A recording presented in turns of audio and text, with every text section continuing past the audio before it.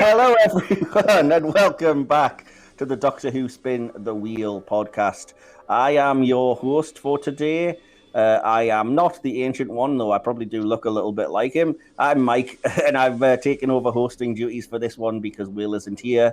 But I am thrilled to be joined by two very special guests from the We Pay for Your Floor podcast. Hold on. I'm a co-host here.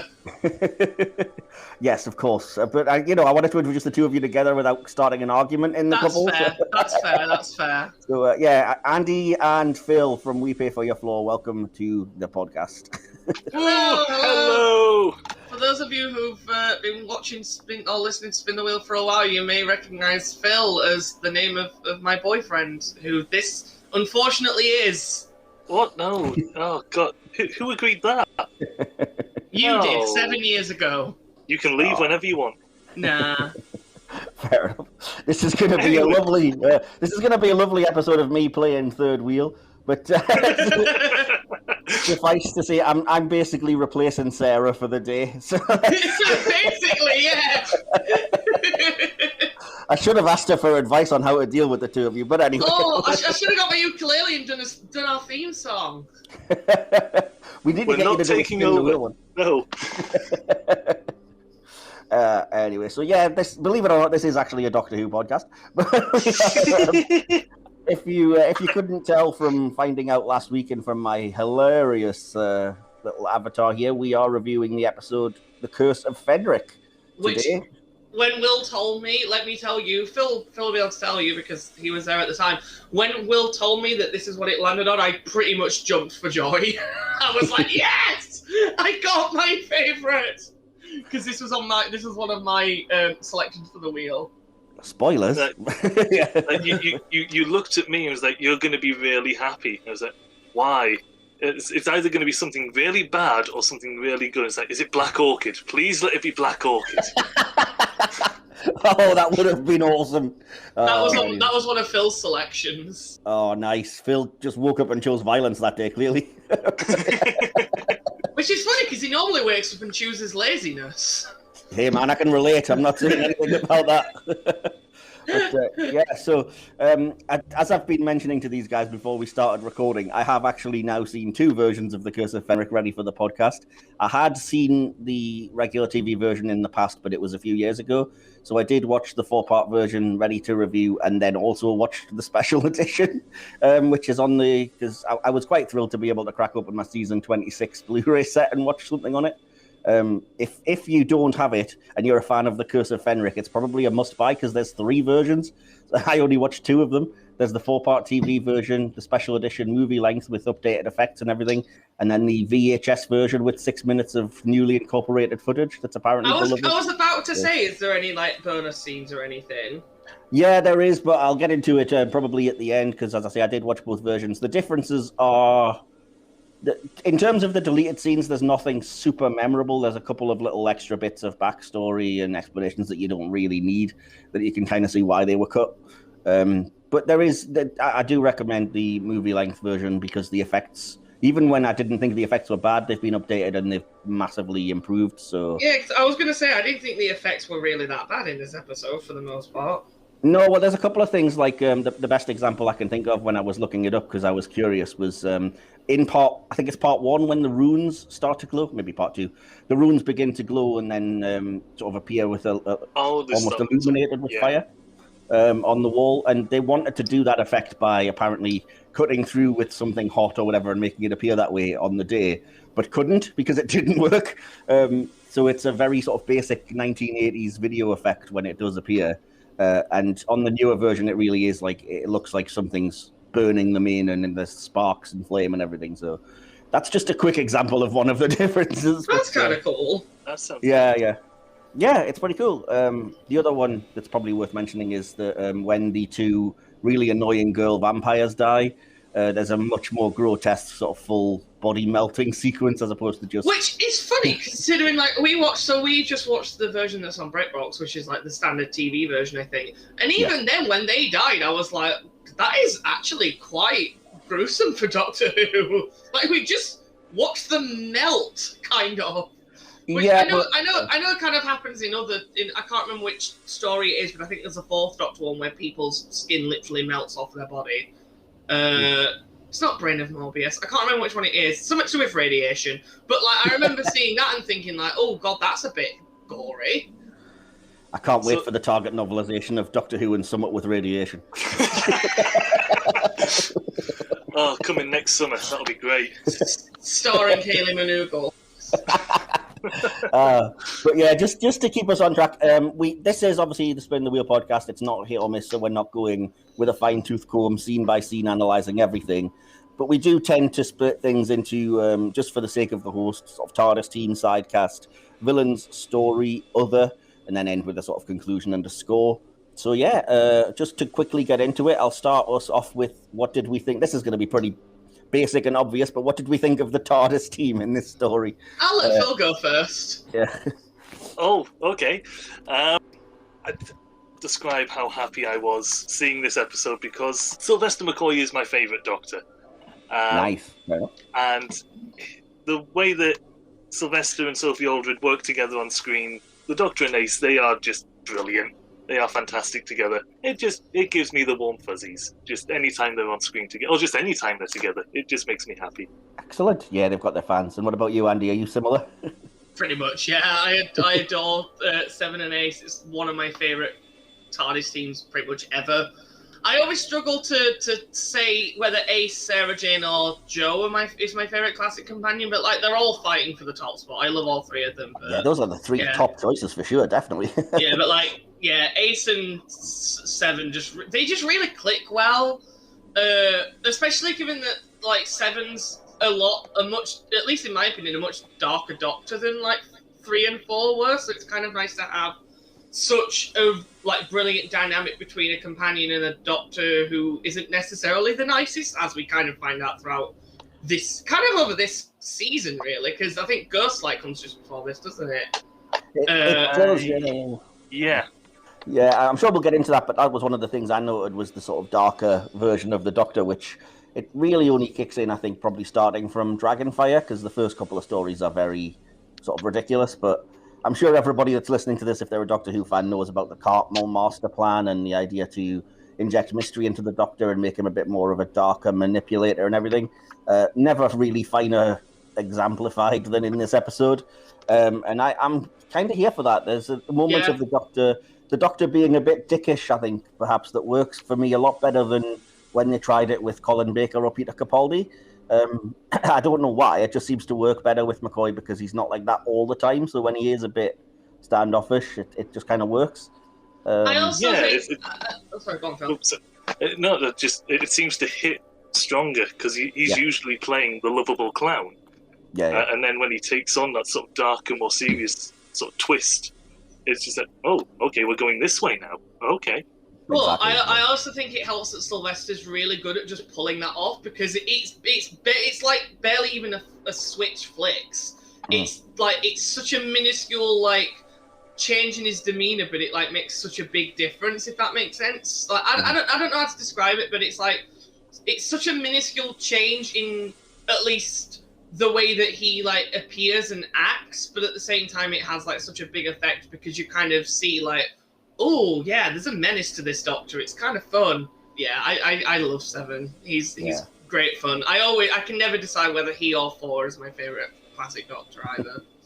He's definitely. I don't understand. There's people that I speak to, and there's a podcaster I listen to who don't like the Seventh Doctor's era, and I just don't understand that train of thought, that logic at all, because it's brilliant for the most part. I mean, even the episodes you don't like came up and they linked to the overall story in here.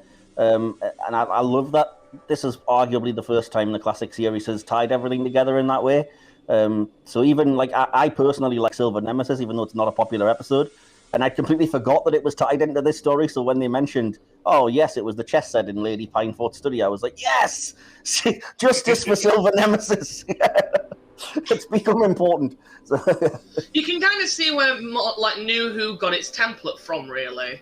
Oh, completely. Yeah, we've discussed that when we weren't recording in the past, how this is the start of the importance of the companion type story that they do, that they've never not done in New Who, you know? Yeah. So, definitely. And that's the thing. I made notes about that with Ace, is that I love that this is really, in a lot of ways, it's her episode. It's about her.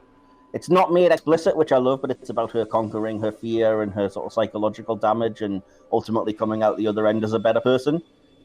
Which, that's quite deep for 1980 whatever. Yeah, 1989? No, what am I on about? Yeah, 1989. 1989 with the ridiculous rubber fish masked people and everything, but you've got some quite depth in there as well. But, I also noted as well that the scene near the end, I mean, we're talking about the TARDIS team, so I feel like it's an appropriate time to talk about this anyway. The scene at the end when, I'm not going to lie, I didn't fully catch why he had to do this. I think it was something to do with the Ancient One, but I'll explain, yeah. The way that he gets Ace to sort of break her faith in him, when that happened, because it's been a while since I watched this episode, but I remember loving it when I first saw it. It completely just flashed me back to the God complex and the way that Eleven does it to Amy. And I think both times it at least in my opinion, in both times it works really well. I almost argue that with 11 it's almost a little bit more brutal, but that's just because up until this point 11's been a mostly jovial character, and then to have him just turn around and be an absolute, for lack of better words, cunt to Amy is completely out of the blue. Whereas with Sylvester, because we've had inclinations of this darker, more manipulative Doctor, I think not that it wasn't effective, because it really is effective, and especially, I love the way Sophie plays it as well. So afterwards. Just to give the counterpoint to that, I actually did make the note that I think this works better than in the God Complex, because it's so much more brutal. It's not about 11 is very much, I'm making you think I'm great and I'm not. I'm just a fuck up, for want of a better word, and I can't really protect you. Whereas this is way more savage. It's she's actually, I guess in this instance, he is literally berating her, which is quite hard to watch. Yeah, and it really is, and but it's made a little bit clearer in the extended sort of movie edition what the point of it was. But I do wish it was clearer, because you're right, it doesn't make sense until you understand that basically the Doctor knows that he's talked the Ancient One into wanting to turn on Fenric, because he's brought him back to create his own timeline in which the last person and the Earth's destroyed and whatever.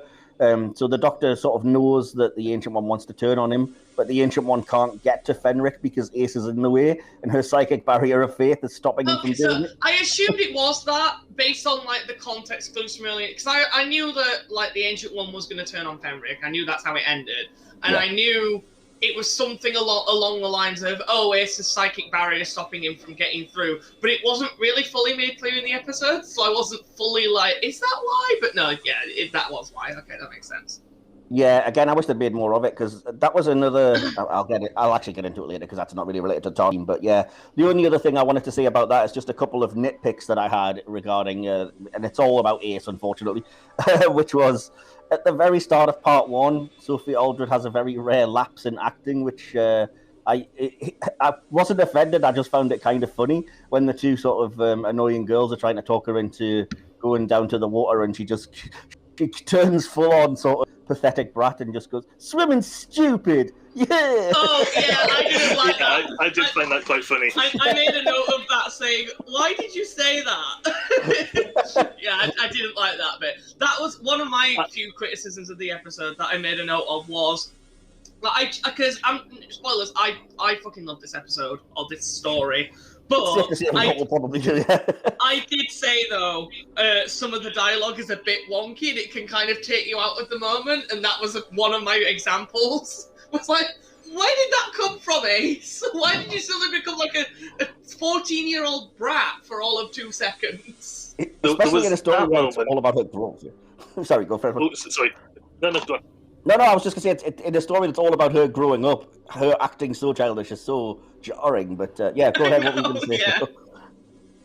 I was just going to say, that this was really stupid, but around the same sort of scene, when she said swimming is stupid, and then there was just that pan to the dangerous undercurrent sign, which, for some reason, that got me. I found it, that is a fair warning, but it just looked silly. Just this massive sign. It just looked a bit out of place. Imagine if it had cut to the sign and it just said "swimming stupid." That's what I'm doing after this is done. If you make that, can you send it to Mike to make it the thumbnail? Swimming stupid, and that's the thumbnail for the episode. That just completely robs the very last scene of any of its glory, though. I may as well talk about that because it is related. But yeah, it turns out this is a controversial change they made for the movie because in the very last scene, it's kind of metaphor for Ace's growth. So she does sort of jump into the water and gets her power and whatever. And at the very end, she looks at the sign and just says, "Dangerous undercurrents, Doctor." And he replies, "No more yet." But in the movie version, apparently they didn't have access to the actors to re-record the bit that was ADR'd, which was the whole "dangerous undercurrents, no longer." So the scene just literally ends with her coming out of the water and then them looking at the sign and the Doctor going, "Niet," which apparently a lot of people took offense to. Brilliant. She comes out of the water and the Doctor shouts in Russian. If Phil was the Doctor, that is exactly what he'd do. But yeah, so it turns out that was hugely controversial, and the guy Marquez that made that version was like, "Well, I thought you got everything from the, you didn't need that extra bit of dialogue. You understood that they're looking at that sign, and that's what he's referring to." And I was like, "Yeah, but it is still pretty funny that it's the only thing he says to her when she gets out of the water."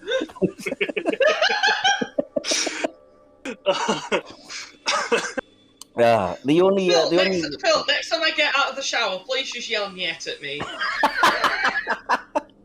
Dangerous undercurrents, Andy. No more. Yeah, but yeah, the only other nitpick I had is something that maybe it's just me not understanding the characters or something. But how and when did Ace become some kind of super genius? Because she tells Judson the exact solution to his problem, and then later on tells the Doctor, "Oh, you should have told me not to tell him." And I was like, "What? Since when are you some kind of logic problem-solving absolute genius?" It just seems convenient. That did seem to come out of nowhere, but then they kind of explained that it was something to do with her, blood relation to Fenric or whatever it was. It was kind of weird. They also mentioned that she should learn basic computer sort of logic in school. Yeah. And obviously that, decades after this story takes, she sort of understood. That's true. Sort of rudimentary, for lack of a better word, technology at the time. I think it was kind of a case of she knew it because it was something that in her time period she'd already learned, but obviously we're in the 40s at this point, so they were like, "Oh, why would a young girl have learned this?" And obviously they don't know that she's not from the 40s. That makes sense, but I do kind of wish that kind of downplays the scene at the end when the Doctor's like, "She even failed her chemistry exams and stuff," and I kind of did want Ace to just stand up and go, "Yo, I just solved this fucking logic problem, dude." I don't know where you were 2 episodes ago, but but yeah. And other than that, like I said, getting into it all, the whole idea of Ace. This is really weird, and it's going to sound slightly pervy, but Ace becoming a sort of more sexual being, and the whole "I'm not a little girl, Doctor," and then trying to seduce the soldier, which surprisingly do that. Am I the only one who found that scene a little bit awkward? Yeah. No, it was very poorly written. The dialogue didn't make a ton of sense. I was like, what the fuck are you going on about? I do have a slightly funny story about that particular scene as well. Which is that one of the things they changed for the special edition is that they color grade everything because the weather is completely what it shouldn't be. It's meant to be a lovely, hot, sunny day until the kind of lightning strikes and the storm comes in. But it's not. It's clearly freezing, even when they're sort of paddling in the water and everything. And in the scene when Ace seduces the soldier, it was scripted as, "It's so hot, my clothes are sticking to me." But they changed the line because everybody on set that day just burst out laughing every time she delivered that line. Because clearly she's fucking freezing. So that's why the line is now like, "Oh, the wind's so cold, it's ripping through my clothes," or something like that. Because, yeah, they just couldn't sell the fact that it was supposed to be a hot day. Oh, that's funny. What was I going to say? I mean, in all fairness, I did make a little bit of a note of how that really, really awkward dialogue when she's trying to seduce that soldier does kind of come back at the end because she mentions, I think one of the things she mentions gets brought up at the end, and I think it ended up being related to some of what that happened in Ghostlight or something, which, fair enough.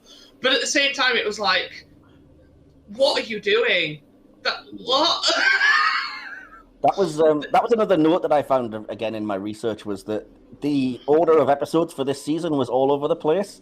So when she references at one point the sort of spooky house in Perivale, it's supposed to be foreshadowing Ghostlight, but now it's actually a reference back to it because Ghostlight just happened. So it had already happened. And likewise, the Doctor wears like a duffel coat in part 1 and then takes it off to reveal what would have been his new kind of darker costume and would have been a big reveal moment. But this is like the 3rd episode he's worn it in, so that makes no sense anymore. That's just completely flat, which is a shame. But yeah, I'm used to this episode order, but it is kind of annoying when you hear things like that they tried to do and then couldn't. That's neither here nor there. That's just a bit of geekery. But getting into the side cast for a second, because that's the next thing on here, and I'm going to have to be savage for a moment because this is my biggest bugbear with the episode. The 2 actresses who are playing the girls who end up turned into vampires, until they get turned, they are the worst actresses I've possibly Oh my god! Yeah. What are you on about? I thought they were absolutely amazing. They looked up the clueless, annoying twats very well. They did their roles perfectly. There were such terrible actors, though. It was so stilted and so ridiculous, and then I couldn't bear it. And then weirdly, when they get turned into vampires, they start acting a little like almost better, which is weird. Apart from that one that still just has a deep Cockney accent as a vampire, which is the least threatening thing for a vampire ever. Come over here! I'll bite your neck. I will. But yeah, so that was the only issue I had with panic for a pound, innit? Here, I'll screw you up worse than Pat and Frank Butcher. Get out of my pub before I bite your neck, you wanker! Oh, nice. Excellent. No, because now I'm just picturing Peggy Mitchell as a hemophore. I think that's what everybody needs. Queen Vic just becomes a Norwegian sailing ship theme. Fish behind the bar everywhere. You go down in the cellar where all the booze is kept and there's just Fenric there playing chess. That's how he accidentally opened the flask. Yes. They thought they were changing the barrel. Let me just get them wine. Oh shit, Fenric! Oh. But yeah, no. The other reason that bugged me is because they're full on like London girls, and they say they've been sort of evacuees and whatever. But the story takes place, which was a bit of a thrill for me, in Northumberland, which is where I am, which is where I'm from. So I was like, yay, Northumberland. But then there's not one single freaking Geordie accent in the entire thing. No. The closest you get to, I think, is I've forgotten the name of the old lady, but the woman that the 2 girls were staying with, she had a bit of an accent, but I wouldn't call that a Geordie accent. It wasn't a freaking Northeast accent. No, not at all. I think it was more sort of stern old lady generally. I think her name was Mrs. Hardacre. But can I just say, I know you're not meant to, but I kind of loved her. she was so ridiculous. Of course she did. I was like, you know what? I'm here for you. She's such a cliche. I can understand why you would. It's kind of like, I think it's not meant to be enjoyable, but it's kind of so played up and camp that it's really funny. Yeah, which is something Doctor Who does do quite a lot, especially in the earlier. Earlier perhaps not, but 3rd and 4th Doctor eras, there's a lot of like, we're just going full camp, embrace it kind of thing. So yeah, exactly. Yeah, completely. But the other sidecast note that I had, which I thought was pretty funny and probably isn't and will fall completely flat, but the first thing I noticed when Anne Reid appeared, who is the nurse who's looking after Judson, was like, yeah, she's the Plasmavore in Smith and Jones. Plasmavore, from Smith and Jones. I was like, that's so weird. What are the odds that she gets attacked by vampire creatures and then returns as a vampire creature? So I was like, in my head canon now, that's exactly what happened to her. She got turned into a vampire, and it's the same person who reappears in Smith and Jones now. She's just been... Yeah, exactly. Why she needs a straw, I don't know, but we never really understood that at the time. She's getting old. She can't bite quite as well anymore. Yeah, she can't bite. Thanks She a hasn't lot. got mouth hands. You know what? What can you do as a vampire without mouth hands? Fair enough. Speaking of yeah. which, just off the back of that, and we'll probably talk about it more when we talk about the villains, but the fact that they kind of like bit people with their hands, which was kind of bizarre. All I could think, especially like near, like in parts 3 and 4, when they're kind of hunting the Doctor and Ace down and they're walking around, all they do is they walk around with like their hands up, and I'm imagining that's something to do with the makeup, so they didn't like accidentally damage the nails or anything. But like, all I could think was, why are they just the faceless man from Pan's Labyrinth? I think this is a really nerdy deep dive, but I think the reason that they use hands is a censorship type thing. Because, and this is really pathetic that I know this, but I know that in the Spider-Man cartoon of all things from the 90s, they had the character Michael. They had Michael Morbius, the living vampire, in it, but they said he wasn't allowed to bite anybody or say the word blood. So he just literally wanders around talking about how he craves for plasma and sucking blood through people's faces with his hands. Oh, I think I remember this. Yeah. I think I remember that. I was like, this makes no sense. The character clearly has fangs and is a vampire, but they're not allowed to do any of the vampire things with him. So it just comes across really weird. So I've got a feeling that was what happened here, was like they were going to do vampire bites, and then the censors were like, oh no, you can't be doing that. Dear. But yeah, on the last note I had about sidecasters, that I just wanted to make a note that I think Nicholas Parsons is really outstanding in this story. Yes, he was great. Especially for somebody who's more of a light entertainer. More time on the show. I agree. Yeah, completely. Every moment with Nicholas Parsons on screen, I was just like, right, full attention. Yeah. The man was brilliant. He was fantastic. The scenes. Is he dead now? Yeah, he was the host of Sorry I Haven't a Clue. Just a minute. Phil, you'll never guess who's dead. Oh, don't you start. Lots of people, Andy. Come on. That's a Sarah in-joke thing with Phil. It's a we pay for your floor thing. Oh, well, you're taking over the bloody podcast again. But no, on that subject, I did have a very slight disagreement with Will, because he claimed that part 1 was really dull and nothing happened. And I was like, if you're paying attention, part 1 actually gives you the entire theme of the episode in just one line. When Nicholas Parsons, as the vicar, is talking to, I think, Mrs. Hardiker, the old lady, and she's talking about how, people used to believe the word and whatnot, and he literally says, there's more to faith than words. And I was like, that's the entire episode encapsulated right there.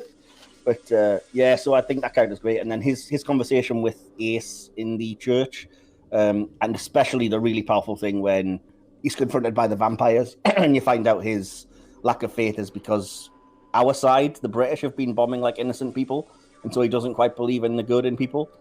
And I really wish they'd made more of the fact that they eventually do. I wish they'd kind of explored that a bit more, because that's a really interesting topic. Completely, but also the way they finally break through is that they tell him that he believes there's good in anybody, and then they turn it back and say there's no good in you, and that's what finally breaks through. And I was like, that's really intriguing. So why have they? It's such a throwaway line, but I would love to know more about what does that even mean, you know? Yeah, I really wish they'd explored his character more. Mm-hmm. Completely, yeah. So anyway, we'll move on, as we alluded to earlier, with the villains, and say, let's go to you first, Phil. What did you make of the villains in this story? And there's a lot of them. I don't even know where to begin. The vampires. We'll start with them. Yes. The Hemivores, they're interesting. I wouldn't say they're as much of a threat as they may be built up to seem. Feel free to call me out and say I'm wrong. But I just feel as though they didn't seem like much of an imposing threat. They were just sort of like, they turned up, they smashed through the church, easily escaped and got away from them. It just... They didn't seem to impose, at least to the core team, they didn't seem to impose much of a threat. I disagree, but that's mainly just because we did get quite a few shots of them killing people. That's true. Yeah, side characters, unnamed people. There was this unknown soldier, there you go, he's dead now. I think they kind of established enough that they are a threat for me to actually be... so for example, I know that the scene where Ace kind of escaped. Also, can I just say, I made a note of this. I love how freaking resourceful aces that she just had a rope ladder in her bag ready to go. I love that. Yeah, I didn't notice that yet. Why don't modern companions do this? Like this is a smart companion here. Her bag literally has explosives, a rope ladder, and probably some survival kit. Like, come on. There's an even better example of resourcefulness, which is cut from there but restored for the special edition, not to keep going on. But in that scene, it goes on a bit longer, and the Russian soldiers that come to save her, they've all made makeshift stakes. So they'll start trying to like stake the hemophores through the heart, like actual vampires. That's wonderful. I was like, that's brilliant, but you can see why it was cut, because it's pretty intense and like, oof, that's not going to get you a TV broadcast. It's pretty violent. But yes, that scene where two of them like capture Ace and she's fighting them off, I found that real. Even though I knew obviously she wasn't going to actually get turned or anything, like it was really intense. I think I'm kind of between the two of you. I think it was really impressive in the sort of the work of the horror sort of thing of the mist and the underwater shots and the way they appear. Oh, I love the underwater shots. Yeah, it's really well done. And the way pretty much I think my favorite shot in the entire story is I think it's the end of part 2, but it's where they all sort of ascend from the water. Like I just think it's really well done and it looks really cool and effective. Completely, yeah. But where I do agree with Phil is that it does that typical Doctor Who thing that a lot of people complain about nowadays, where it builds up such a threat and then needs to write it out quickly so that it's sort of a damp squib that then Fenric just tells the Ancient One, okay, kill them all. And I was like, why? Yeah, you have an army. I would agree. Once Fenric comes along, I think they do lose a lot of their edge because suddenly it's like, oh, well, the big bad's here now. Yeah. Like, it's kind of like when... To use like a modern Who example, it's basically whenever the Master has worked with the Cybermen. Yeah, exactly. Yeah. Like we get the especially like, and don't get me wrong, I love this 2-parter. I think it's great. Actually, I think this is probably the least offensive of the 3 for this. But like in World Enough and Time, and like the build up for the Mondasian Cybermen is incredible, and like it's so well done, and it's creepy, and it's the most terrifying Cybermen have ever been in New Who, at least in my opinion. And then the Master turns up and you're like, oh, well, shit. Well, they don't matter now. The Master's here. Yeah. And I'd argue that that's the least offensive version, because I actually think in the Doctor Falls, they actually do a good job of establishing that actually the Cybermen are the threat, because the Master kind of is like, oh, shit, they're not... Well, I'm in shit now. Like, they kind of twist it. But in Dark Water, Death in Heaven, and especially in The Timeless Children... Yeah, that's really prevalent, where you've got the Cybermen who, especially, I quite like the Cybermen design for the Whittaker era, like the essentially the Cybermen Timeless Child. We covered that in Hit and Miss. But then like the Master's there, and suddenly it's like, oh well, the Cybermen really aren't that big of a threat, are they? Because the Master's here, and they're obviously the more important one. And I feel like this is kind of an example of that. It's not even just the Cybermen. I would argue they do that often. The Daleks, whenever Davros turns up, is another example where it's like, oh, there's an army full of Daleks. Then Davros shows up, and it's like, never mind, we'll just dispatch them somehow off screen, you know. But yeah, I agree. But at least like Davros isn't turning up every other series. In the classic series, he was in every Dalek story after Genesis.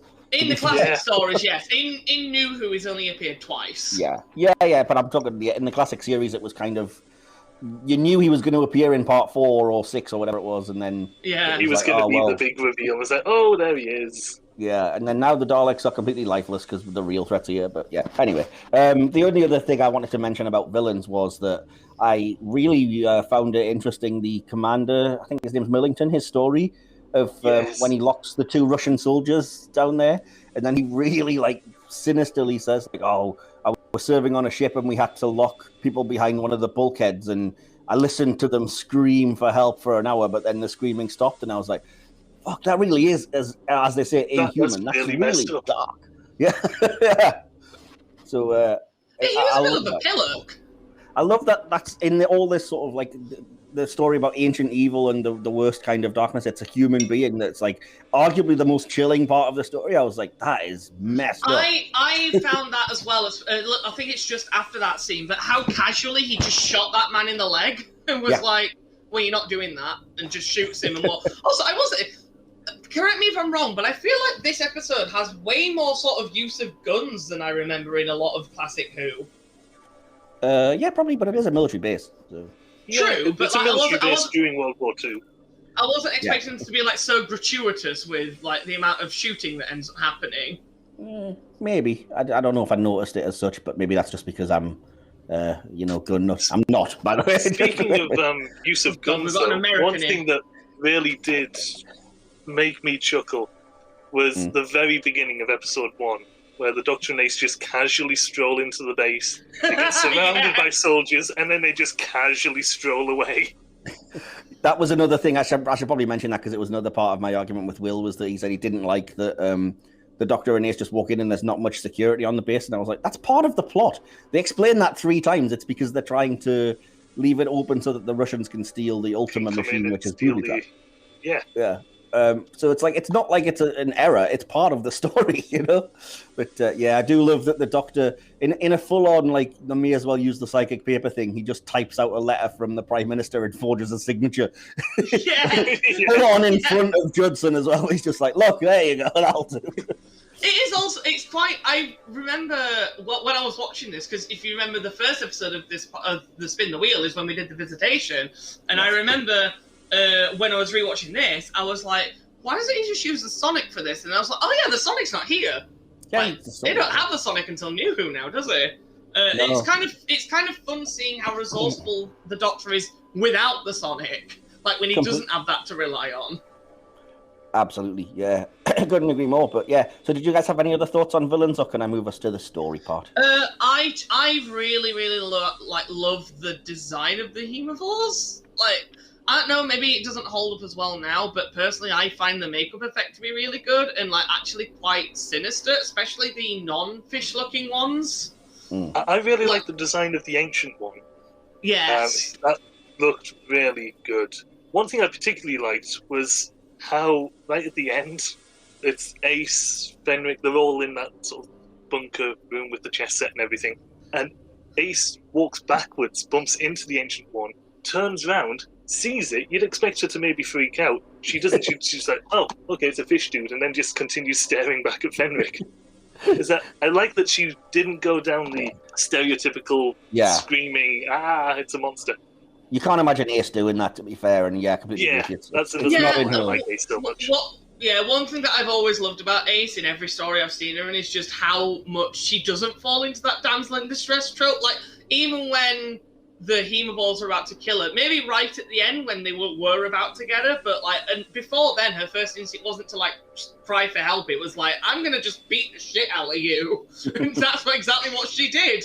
And I'm like, I commend you for that. You're great. Fair enough. I do find it interesting that you said you liked the design of the ancient one, Phil, because again, as I was reading about the story, the episode writer supposedly hates it. It wasn't what he had in mind at all. I thought it was pretty good. It does the job, and at least I think it's good. I think the whole Hemovore design is good, and I don't know why, but there's something especially sinister about the human-looking ones. I don't know. Maybe not necessarily the little girls, because they were kind of annoying, but like that scene where probably at least the scene that I think is probably the most horror in this is when that soldier walks into the communications room and then all the women turn around and they've all turned. Yes. That's really quite chilling, and they all look menacing, and then they just kill him, and it's like, oh wow. I don't know, I thought that was really effective. I love this episode's use of horror. I just think it works really well. Absolutely, yeah. Couldn't agree more. Yeah. I love overall. I love the sort of like whole atmosphere of the episode, and how this really is just like the Doctor meets like essentially the supernatural kind of in a way. I kind of wish they'd done more about that though, because what I don't love is the explanation about the Hemovores aren't vampires, they're an evolution of humans from the future when pollution has overtaken and mutated them. And initially I was really resistant, because I hate when Doctor Who does that, and it's been done so many times with the dregs and the Toclafane and everything, that I was like, oh, I hate this. But I found it fine, because it was saved at the end by the fact that timeline is negated because the Ancient One kills Fenric, so it doesn't actually happen. So I was like, okay, I'll let you off with that one, because at least you've sort of explained it was a possible timeline and now it won't occur. So, but yeah, I never like the sort of we're going to do something supernatural, but give it some kind of weird time travel or alien explanation. Just embrace it and be like, well, it's it's vampires, whatever. That's what I really want Doctor Who to do one day, is literally just have vampires and have them be vampires. Like, they kind of did that with the werewolf in Tooth and Claw. Like, they kind of tried to sci-fi explain it, but in essence, he really was just a werewolf. So, like, I'm kind of like, why can't we just do that with vampires? Why can't we just have actual vampires? Like, that'd be cool. And I want to see how the Doctor would, like, deal with that. Yeah, completely. Rather than for, like, the second time being like, oh, they're fish. Yeah, exactly. I say that as if I don't like Vampires in Venice. I actually do. I find that episode very enjoyable. It is weird how they are effectively, though. Like, just they look really cool as vampires, and then when you get down to it, it's just some kind of glamour, and they just look like giant fish, and it just like giant lobster things. I'm like, what the fuck? Yeah, it's very weird. But I was discussing that with Will the other day when we were talking about rewatching this. But anyway, what was I going to say? I had another note. Oh, that's what I was going to say. On top of how much I like the use of horror in this, I really like, and again, it might have happened in Classic Who before, but I'm not remembering. So if it has, especially you, Mike, because obviously you're more knowledgeable in Classic than me, you might be able to tell me. But I really like this episode's use of time, in the sense that, like obviously you've kind of already mentioned the Ancient One killing Fenric destroys the potential timeline where the Hemivores actually come to exist. Like that, I don't remember that really ever happening in Doctor Who, Classic Who, that much anyway. Like, they didn't really use time as a device that often, if that makes sense, from what I remember. Yeah, there's once or twice. The one that springs to mind is the Space Museum, which does something vaguely similar, like a negated timeline idea. But yeah, you're right. It's not. It's certainly when Moffat started writing stories is when that was every second story, I think. So yeah. So I'll move us on anyway into the story things, because I did want to mention one thing that I picked up on in terms of subtext in the story is that there's an awful lot in here about sexuality, which you might not notice if you're not looking for it, but maybe I'm just a perv. The idea that at the very start, the two girls say that they're going to go swimming in the river thing with Ace, and then Miss Hardacre, the old woman, says, I know exactly why girls go to Maiden's Point, but it's three girls that are going there. So it's very sort of, hang on, this is hints of lesbianism, and that links to the whole, that's evil and it will turn you into a vampire kind of thing as well. But so yeah, I was really intrigued by that. Again, I wish they'd almost made more out of it, but I picked up on the little subtle hints of it. Yeah, I now you're mentioning that, I'm sort of remembering the scene and going, oh yeah.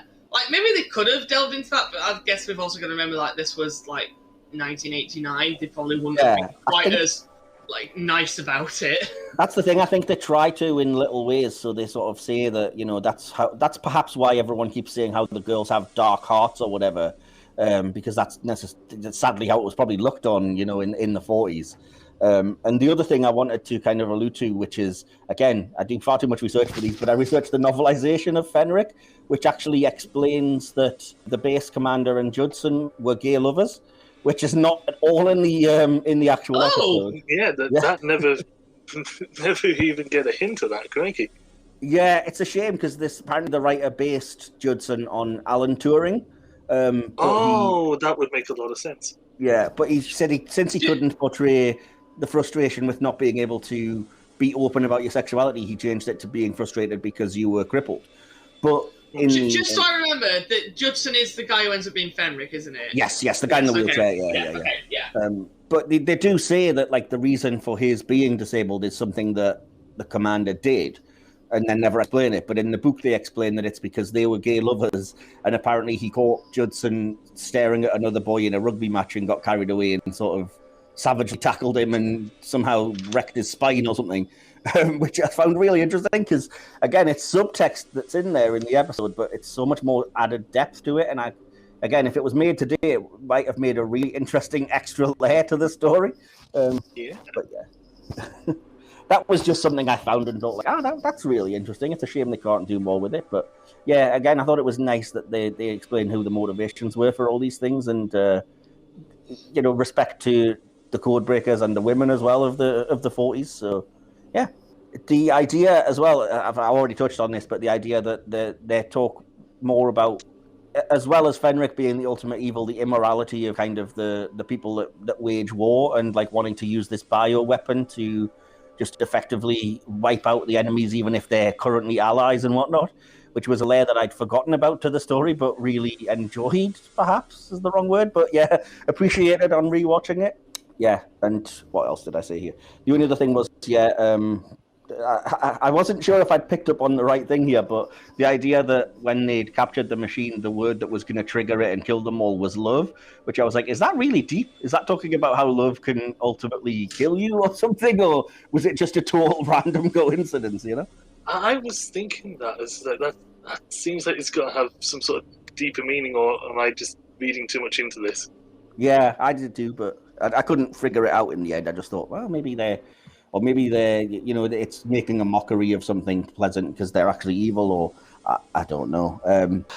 Also, just while I'm just going down my notes, I like the idea of, and I know I don't know why this idea I liked it so much, but just the idea of having, obviously the decoding machine from World War II being the thing that like translated all of these Nordic runes. I just liked that. I thought that was kind of a neat idea. Yeah, it is. It's really cool. Completely. The only other note I did have under story was that I really like the scene where, again, it's playing into the idea that the Doctor's becoming more of a mystery and becoming further away from the character you might think you know. So it's the scene when, I can't remember the name of the character, but Audrey's mum basically asks the Doctor if he has any family, and he says that he doesn't know, which I think is really interesting. That's a complete sort of, compared to the second Doctor, who was like, yeah, I remember them if I close my eyes, but that they live in me, and he thoroughly remembers who they are. To this point with the seventh Doctor, where he's just like, I don't know. I also, on the note of, I quite liked Audrey's mum. She seemed nice. She's lovely, and I like that they go into that. Again, I wish they'd done more with it, and maybe they were planning to if the series hadn't been summarily cancelled. Yeah. But the idea that Ace sort of learns that she could love her mum as a baby, but she hates her in reality was such a really cool idea. And we never get an explanation for why she hates her mother, unless I just haven't seen that episode. I don't think it's ever really... I think they maybe mentioned it a little bit more in Survival, but that's like the next story, and that's it. I haven't seen that one yet. But yeah. Again, there's such cool, ripe things to explore there, and it just makes it sad that there wasn't more time given to these characters, but yeah. The very last note I had, and then I'll just ask you guys if you've got any last things before conclusions. It's a very simple one, but one that you'll appreciate, Andy. I really like the music score in this episode. Yes, I thought it was really very good. It's really good. Yeah, it's sinister when it needs to be. It stops when it wants to be chill, and it's bombastic at all the right times, and it really helps. I in particular likes the music when they're running through that tunnel as the hemovores are kind of coming after them. I really like the music there.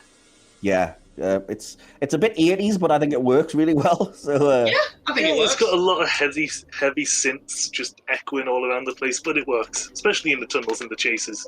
Yeah, exactly. So, why are you giggling? Sorry, I thought this is like you're not going to understand any of this, but Phil, I thought you were going to say it had a heavy flow then.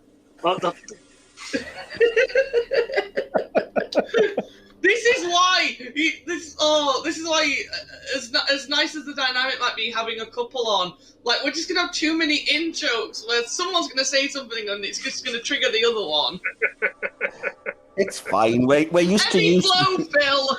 No, you said too many. Too many cooks. But see, I tried to be good. We managed to get nearly to the end. Oh, that's fine, man. Andy usually shares your in-jokes with us anyways. What were we going to say there? No, he doesn't share that much, believe me. But yeah, so just quickly then, before conclusions and stuff, did you guys have any other notes or anything you wanted to touch on from anywhere in the episode? Just gonna look down my list. Phil, if you've got any, just while I'm reading. I think the only thing that needs mentioning again is that Nicholas Parsons was absolutely amazing. Yep. Yeah. He was great. I did forget to mention as well, because I didn't notice it until watching the second time around, that the Doctor's, what he does in his faith to kind of repel the hemovores is that he says the name of his former companions, which is so like buried in the mix that you almost can't hear it. But when I was wondering what he was saying. I didn't pick up on that. You can't because make he says it so fast. you can't really make out a whole lot after a certain point, but you can definitely hear Susan, Barbara, Ian, Stephen, and then it just trails into noise, unfortunately. But yeah, it's definitely it's a cool touch. I wish that again. Cool. That is really cool. That brings me to one of my main notes that I had, and I like it when Doctor Who or just anything in the Doctor Who universe uses this anyway. But I love the idea of, I mean, in this instance, it's obviously faith being this like barrier, this like protection. But in general, I just find it really cool when any story kind of uses like this, like an emotional thing as like the catalyst or something. So, like for example, I'm trying to think of an example on top. Well, it's kind of like in the God Complex, obviously. Yeah. The idea that it feeds on faith is interesting. In Day of the Clown, I like the idea that because the Pied Piper or whatever it's meant to be, I always forget, because it causes fear. Graham. Because it causes fear, I like the idea that laughter is what combats it. And I don't know why, I just really like it when Doctor Who touches on this idea of like emotions as a catalyst or as a weapon or something. I like it. I think it kind of works. Unless it's love, because that's used way too much. But anyway, so yeah, if you guys are happy to do it, we'll do our conclusions and scores. Do you have any preferred order, or? Go on, Andy. I know you're dying for the attention. Fuck off! We normally do it guest, co-host, host. So I was going to let Phil go first. Yeah, Phil. I was going to say, Phil, you go first. Go ahead. Oh no, that means I have to think of words and things and stuff. If you just give a score, that's fine. There's a lot of people that are like, "What's your conclusion and score?" And they just go, "I liked it. It's great." Oh, okay, cool. But no, don't call Phil out like that. You leave him alone. But no, I liked it. It's great. Fuck off. Fuck right off. But no, it was really good. There's some silly moments with the dialogue maybe not landing quite as well as it could have done, and maybe some parts of the story that, like we've already mentioned, could have maybe been fleshed out or explored a little bit more in detail. But overall, it's a really strong story. I'd probably give it 8, 9 out of 10. We'll go 8.5. Yeah, split the difference. Oh, fine. 8.5 is fine. 8.5? Okay. Andy, you go ahead then. Okay.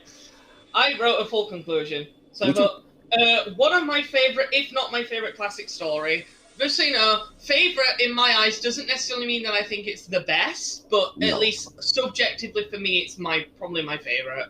I love it so much. Anyway, the conclusion. One of my favourite, if not my favourite classic stories. I love the plot. The creatures look menacing and creepy. There's a lot of great use of horror that really builds the tension and actually does like generally creep me out a little bit. 7 and 8 have a wonderful dynamic, and I love how much it plays a huge role in not just the plot, but the story of the season as a whole. I love how elements tie in together to make Ace's character arc and why the Doctor chose to travel with her. It's a story that I can rewatch and never get bored. The pacing is practically perfect, and overall it's just extremely enjoyable. Some of the dialogue is wonky, but I really don't care when I love the story as much as I do. Perfect 10. Awesome. Well, I'll do the same as you. I give a conclusion and a score. So I said, so good, all in capitals. A perfect encapsulation of what the show could do at its best. Examining deep themes and ideas with a glossy sci-fi horror coat. Perfect long-form storytelling, enhancing the whole era and reinforcing the Cartmel master plan, making it all the more tragic that this is the penultimate episode of the classic show. There are nitpicks, but they don't, for me, lessen the impact of the overall product and the things that the story is trying to do. It's hard-hitting, gripping, engaging, and ultimately just something that hits me in my sweet spot. And I also went for a perfect 10 out of 10. Yeah, I love it. So I'm so glad you gave it a 10. Will messaged me the other day when I was coming home from the hospital about my nose, and he was talking to me about, because I think he was getting me to send him my list of episodes again, which I have to do this so many fucking times now. But he was like, Andy, we've not had a perfect 10 out of 10 episode yet.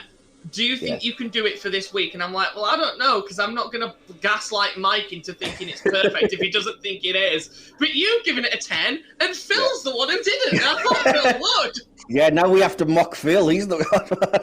Okay. No, don't change your score. No, don't change it. No, it's fine. We can go with it. I think it's great, but there's very few things that I would give a 10. Yeah. So you're going with 10 has to be something that would be near enough perfection with so minor things that you're barely worth mentioning that you could change it. The only things that come to mind instantly for me with that is like Girl in the Fireplace. I'd give that a 10. Sorry, you mentioned that. Fair enough. What was I going to say? Yeah, so I took your score of 8.5 and our scores of 10, added them together, multiplied by 3 to give you the average. So the average for the podcast, the full score for the Curse of Fenric is 9.5 out of 10. So might not be a perfect 10, but it's bloody close. So there you go. If you liked me and Phil and our back and forth jabbing dynamic, because we're a couple and that's what couples do, you can find us over on the We Pay For Your Floor podcast, which I will never get over how great that name is. I fucking love it. It's one of the funniest things we've ever come up with, but it's just a podcast where Phil and I and one of our close friends, Sarah, who lives in the flat above us, it's just us having a laugh and pissing about, really. It's great fun. We enjoy making it. I think it's pretty funny. We really enjoy making it, so we'd appreciate if you'd go and check that out. New episodes come out at 7 p.m. every Tuesday. Because nothing good happens on a Tuesday. Because nothing good happens on a Tuesday. That was our exact... When we were discussing what day we wanted to wear, that was legitimately what we said. Do it on a Tuesday because nothing good happens on a Tuesday. And then if you like me, which I don't know why you would, but if you do like me, you can catch me streaming over at Kemp Plays on Twitch when I finally start doing that again. I don't know when that's going to happen, though, because I took a bit of time off because I broke my nose, and then it was my birthday, and I've just been a bit busy. Fair enough. I will, I promise, spin the wheel for the next episode in a second, but just before I get on with that, since we're plugging things, if you enjoy listening to me rambling... Don't. If you enjoy listening to me rambling... myself and Will, who is the podcast overlord, who knows who game shows, have started a new film podcast. It is called Hit or Miss the Big Screen. You can find the Twitter handle or the YouTube name under that. Just in the interest of housekeeping for the next episode, I have got the 15 stories to choose from. I am on the next one, aren't I? I think I am. I honestly don't know. I just know that I'm not. Right, I'll spin and you can find out what you're going to be reviewing. And here goes. I don't know if you can hear that, but that's the wheel spinning. I can now. Ooh. Oh, God, what? It's an episode you mentioned earlier. It is the Sarah Jane Adventures episode, Day of the Clown. Yes! I know one of my choices! I keep winning with this show. I'm starting to feel as though this is rigged. I promise I did it fairly. You heard the wheel spin. That was what came up. So, yeah. Tune in next week. Tune in next week to hear Andy, Will, and their guest. But they will be reviewing Day of the Clown. In the meantime, it is goodbye from me and my negated timeline. And goodbye from these pair of jokers. Goodbye from these gays. Goodbye. Hear from you soon, guys. Enjoy. Take care. Bye-bye. Bye, everyone. See you in the next one.